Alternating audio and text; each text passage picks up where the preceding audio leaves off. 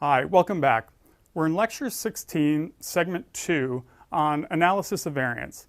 The topic in this segment is post hoc tests.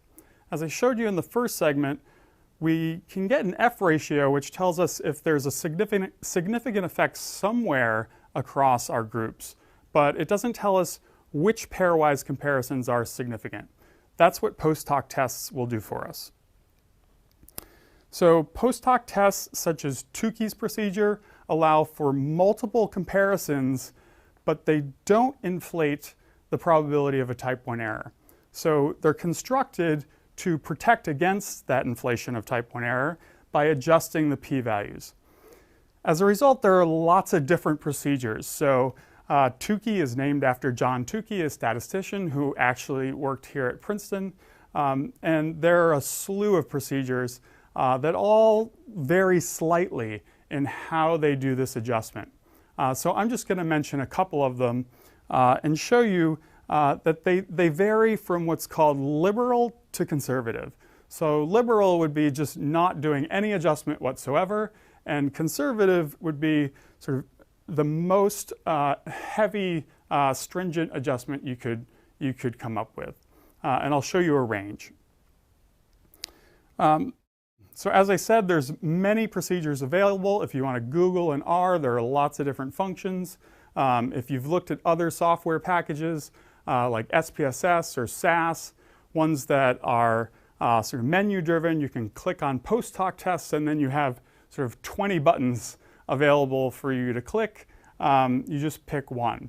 I'll talk about a few and how they differ and why.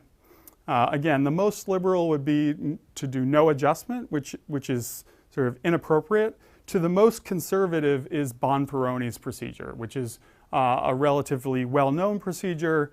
If not often used, it's maybe not as often used as Tukey's because it's so conservative. Now, just to remind you about NHST and the problems inherent in NHST, remember that I set up this matrix where there's one of four possible outcomes will always happen when you engage in NHST.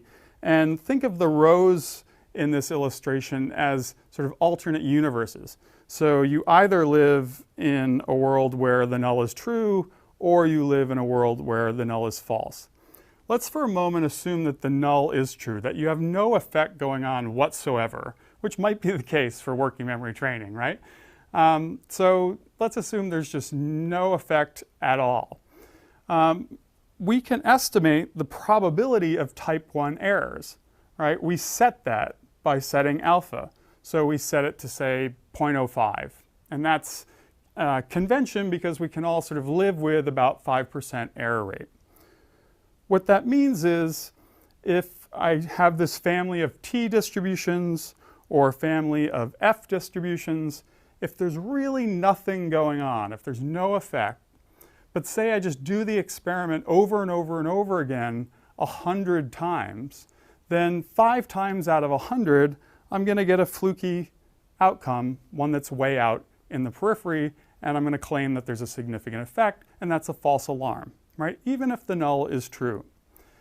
So that can happen anytime we engage in NHST. So now think about these situations where we're doing multiple pairwise comparisons in our post hoc test procedure. We're inflating the probability of those type 1 errors happening. So we have to build in an adjustment. And that's what these procedures do. So let's look again at this working memory training example. Here is the output I showed you in the last segment. And at the bottom is Tukey's procedure. The logic behind Tukey's procedure is he assumed that what most researchers are going to want to do is engage in all possible pairwise comparisons. So he just corrects for that many comparisons. You could do more than that, right? You could combine groups and compare them to another group, but he stops at just all pairwise comparisons and corrects for that many. And here you see the p-values. Again, I'm going to compare that 17 days versus 12 days p-value to the results from the independent t-test where there's no adjustment.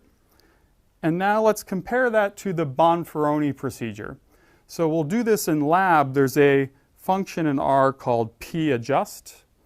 And this is a way to adjust your p-values where you can put in a p-value. So this p-value that I entered into the p-adjust function came from the independent t-test because that was the uncorrected. The method I put in was Bonferroni. Again, you can look this up in R. There's lots of methods, but I put in Bonferroni. And there were 6 possible pairwise comparisons in this example. So that's another argument that the p-adjust function takes. And it returns the adjusted p-value, 0.04. So now let's just compare those procedures. So the independent t-test, there's no correction, so that's most liberal, gave me a p-value of 0.0067. So even if I wanted to be really conservative and put my alpha level down at 0.01, this would still be significant because it's less than that. Then you see a big jump, relatively speaking. I know these are small values, but if you're worried about getting under p of 0.05, then you're starting to get a little worried here, right? So the Tukey procedure gives you a value about 0.03. Bonferroni, you're up at 0.04. So in all cases, it's still a significant, statistically significant difference, but you see that the p-values change as a function of the procedure that I ran in R. Again, the independent t-test, most liberal and actually inappropriate in this example. Bonferroni is going to be the most conservative. Tukey is probably a nice happy medium and pretty popular, pretty common. So to wrap up this segment, we have post hoc tests are necessary after you do a one-way ANOVA if you have a significant effect, right? If you don't have a significant F ratio, then you're not going to engage in this procedure because no pairwise comparisons will be significant. And the way they work is they adjust for that inflation and probability of type 1 error.